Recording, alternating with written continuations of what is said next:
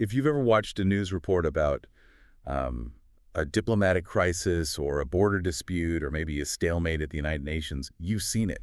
You've seen the invisible architecture of international law trying to hold everything together. And that's exactly what we're doing today. We want to give you a shortcut, really, to being well-informed on how all of this works. Right. In this deep dive, we're looking at the sources that cover everything from foundational diplomatic rules to how countries are even recognized, and the really fundamental rules, the non-negotiable moral bedrock that's supposed to bind everyone.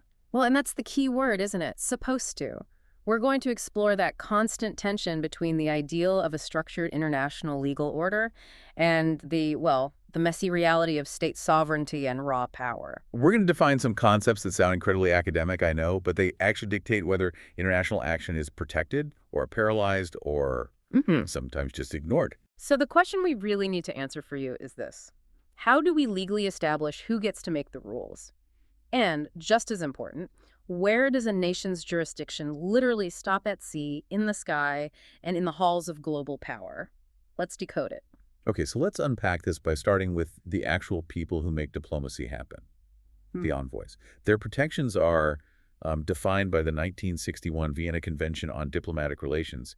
It basically creates a legal bubble around them. It does, and we often just talk about the ambassador, but the VCDR, the convention, it lays out a really precise hierarchy. You mentioned the envoy. That's the envoy extraordinary and minister plenipotentiary. That's a mouthful. It is, but it means they're a senior diplomat sent with full special authority to negotiate or act on a mission. And what happens when the ambassador, the big chair, is empty? That's where the charge d'affaires steps in. Think of them as the acting ambassador, a diplomat who temporarily takes over when the ambassador is absent or maybe between appointments. It's all about ensuring continuous communication. And we should probably distinguish both of those roles from the consul. A consul is a bit different. Very different. Consuls are less about high-level political talks and more about practical support. Right. They operate in consulates, which might be in cities other than the capital. They're focused on trade, culture, and I think most importantly for people listening, providing help to their own nationals in that country. Exactly. Everything from issuing an emergency passport to helping someone navigate the local legal system. They're the service providers, not the political negotiators. Okay, so for these people to actually do their jobs without fear of, say, being arrested on a whim, they get that shield we all hear about, diplomatic immunity. That is the absolute core guarantee of the VCDR. It grants diplomats both criminal and civil immunity, so they can't be arrested, they can't be detained, or tried under the host country's criminal laws. And that's non-negotiable. Completely, because the diplomat is representing a sovereign state. Arresting them is like interfering directly with that state's affairs. But immunity can't be a total free-for-all, right? I mean, you hear stories about unpaid parking tickets or minor scuffles. Where does the host country have any leverage at all? Well, that's the nuance, and it's a critical one for you to understand. While criminal immunity is almost ironclad, the diplomat's home state has to waive it. Civil immunity has these important exceptions. Okay. A diplomat is generally exempt from civil lawsuits unless the lawsuit is about private business they're conducting outside their official duties, or it's about, say, personal real estate they own in the host country. So, to make that real for you, if a diplomat rents an apartment and just decides to stop paying the rent, the landlord can actually sue them in civil court. Exactly, because that's a personal business matter. It's not part of their official duties. It prevents the status from being used as a shield for, personal bad behavior. And that same idea of protection, it applies to the buildings too, right? The embassy itself. Precisely. That's the concept of inviolability. The host country, its police, its agents, they cannot enter the embassy or the ambassador's residence without consent. That building is legally a sliver of the sending state's sovereign territory. That is such a powerful legal status. So let's scale that up. Let's go from the legal status of a person to the legal status of the state itself. How does a territory become a state in the first place? This is the declaratory theory. Right, we're shifting from the rights of the representative to the rights of what's being represented.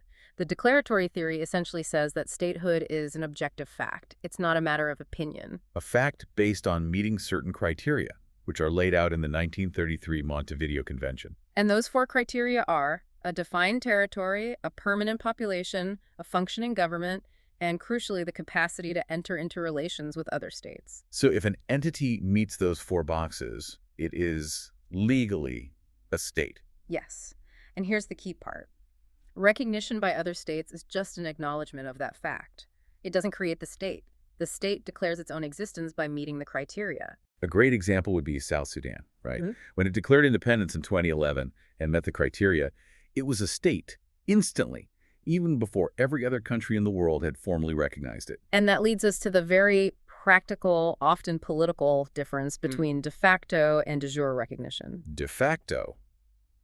That's acknowledging the facts on the ground, so to speak. It's provisional, exactly. You're acknowledging the reality that a government controls a territory and a population. It's functional, but it's not formal. It's a way of dealing with a new regime or entities like Taiwan, where many countries have robust trade relationships but stop short of full diplomatic recognition. So limited rights, no UN seat, that kind of thing. Right. Whereas de jure recognition is the full, formal stamp of approval. It's permanent. It means full diplomatic relations, participation in treaties, the works.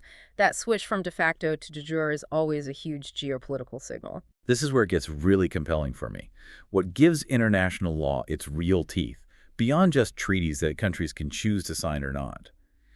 We're moving now to the absolute core moral values that are supposed to bind everyone. These are the peremptory norms. This is the concept of jus cogens. It literally means compelling law. These are fundamental, universally accepted principles from which no derogation is permitted. No exceptions. None. To put it simply for you, if two states signed a treaty to, say, bring back the slave trade and share the profits, that treaty is automatically void. It's illegal from the moment it's written because it violates a jus cogens norm. So what's on this very short, very heavy list? The big ones are the prohibition of genocide, the prohibition of torture, the prohibition of slavery, and the prohibition of the use of force in a way that violates the UN Charter. They are the absolute legal and moral bedrock of the entire system. Okay, but if jus cogens is this non-negotiable moral law, why does it seem so incredibly hard to actually prosecute a state leader for genocide or torture? Doesn't the reality of politics and things like the UN veto just override this in practice? And that is the core tension we talked about at the start. It's that gap between the legal ideal and the political reality. Jus cogens provides the standard. It gives prosecutors and tribunals the legal right to act, but it doesn't, by itself, create the enforcement mechanism to get past a powerful state's political shield. So it establishes the crime, but politics often blocks the arrest. A perfect summary. So if that's the absolute unchangeable content of the law, how is other law, customary law that's not written in a treaty, actually formed? That's where this mental element comes in, opinion juris. Opinion juris. It means the belief of the law. It's the conviction states have that a certain practice they're following is legally obligatory. It's not just something they do out of habit or politeness or convenience. It's the difference between, say, driving on the right side of the road because it's a law versus holding a door open for someone because it's a polite custom. One is required, the other is just nice.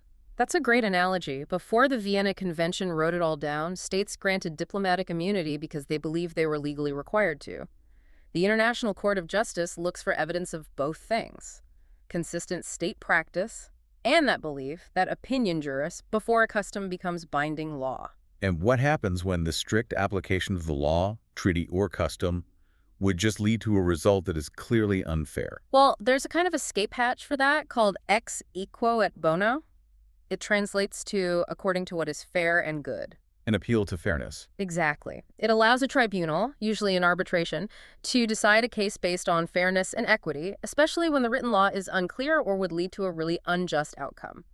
It's a way to make sure the spirit of justice isn't lost in the technical details. It's like a judicial override button for common sense. A very good way to put it. So now that we've set the absolute rules, let's talk about the absolute physical boundaries. Where does a state's power actually end? Let's start with the sky. Okay. States have full sovereign control over the airspace directly above their territory. That's been established for nearly a century. No foreign aircraft, military or commercial, can just fly in without permission. And how high up does that go? The commonly accepted boundary is the Kármán line. It's at 100 kilometers, or about 62 miles, above the Earth's surface. Below that line, you're in a country's national airspace. Above it, you're in outer space, where no one can claim sovereignty. And that line is obviously critical for things like satellite launches and international flight paths. Absolutely. And within that national airspace, you have principles like the five freedoms of the air that keep global aviation moving. Right, the basic agreements. The first three are the most important, I think. The right to fly over another country without landing. The right to land for technical reasons, like refueling, and the right to actually carry passengers or cargo from your home country to that foreign country. Without those, global trade just stops. Okay, let's go from the sky down to the sea. The zones here get way more complex, and they're mostly defined by the UN Convention on the Law of the Sea, UNCLOS.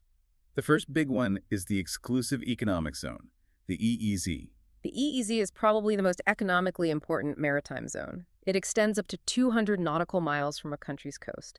And what's key for you to know is that it's not full territorial sovereignty. It grants sovereign rights over resources. Meaning the country controls all the fish, all the oil, all the gas, all the minerals in that zone. Right. And they also get to set the rules for marine research and environmental protection. It's about economic control. It is, but once you cross that 200-mile line, you're on the high seas. This area is a global commons, it is open to all states, and no single nation can claim sovereignty over it.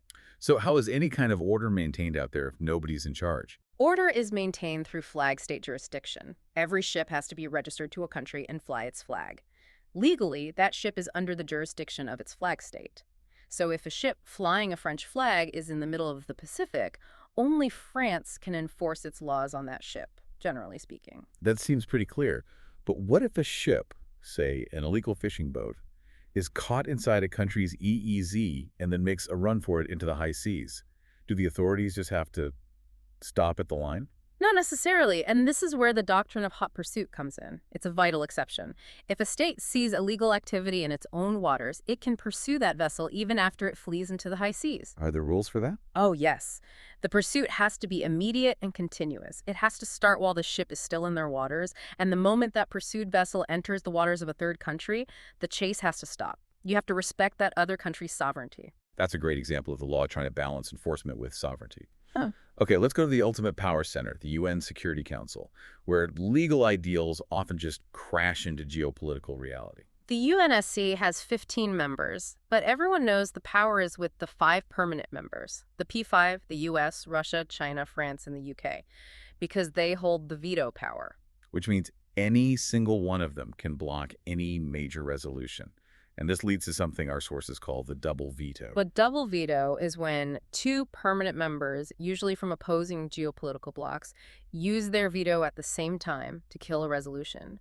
We saw it all the time during the Cold War with the US and the USSR, and we see it constantly today on issues like Syria or the Israel-Palestine conflict. And this whole structure seems to directly contradict another core UN principle we hear about, the sovereign equality of states. It's a huge paradox. The UN is built on the idea that all states are legally equal. They have equal rights, non-intervention, and so on.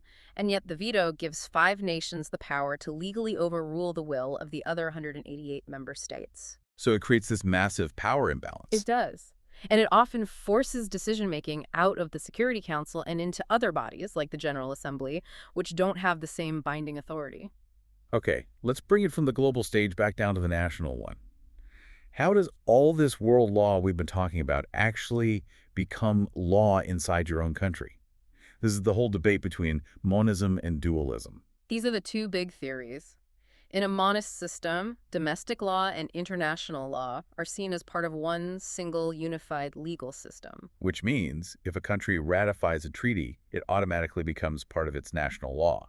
No extra steps needed. Correct. The Netherlands is a great example. If the Dutch government ratifies a human rights treaty, a Dutch citizen can go to a Dutch court and cite that treaty directly. But the other system, the dualist system, sees them as 2 completely separate things. Entirely separate. In a dualist system, an international treaty has no domestic power until the national legislature passes a specific domestic law to implement it. They have to transform it into national law. The UK and Australia are like this, right? The practical difference seems huge. A government could sign a treaty, but it might just sit there for years until Parliament gets around to passing a law to make it enforceable. It prioritizes national legislative sovereignty, absolutely. And finally, kind of bridging these systems, you have specialized agencies like the World Health Organization, the WHO. A critical UN agency, especially now, focused on global health standards. Yes, and they're essential for putting global health law into practice. They set the standards, like the international health regulations for disease outbreaks, and they coordinate these massive global efforts. They led the eradication of smallpox, the near eradication of polio. They provide the leadership during crises like Ebola or COVID-19. They're the global hub for health data and response. We have covered a remarkable amount of ground today, from the specific legal status of an envoy extraordinary to the absolute moral force of just cogents, the economic importance of the EEZ, and the structural gridlock of the UN veto. I think what this all shows is that international law it's less of a rigid rulebook and more of a constant, high-stakes negotiation between legal ideals and political self-interest. The framework is there to encourage cooperation, but things like the veto or the need for domestic laws show you the real limits of global governance. So we want to leave you with a provocative thought to consider. If the declaratory theory says that a state's existence is an objective fact, and just cogents defines a universal, non-negotiable morality for everyone, does the structural ability of just a few nations to exercise the double veto fundamentally undermine the entire global legal order these concepts are meant to protect? Think about the political price of legal idealism.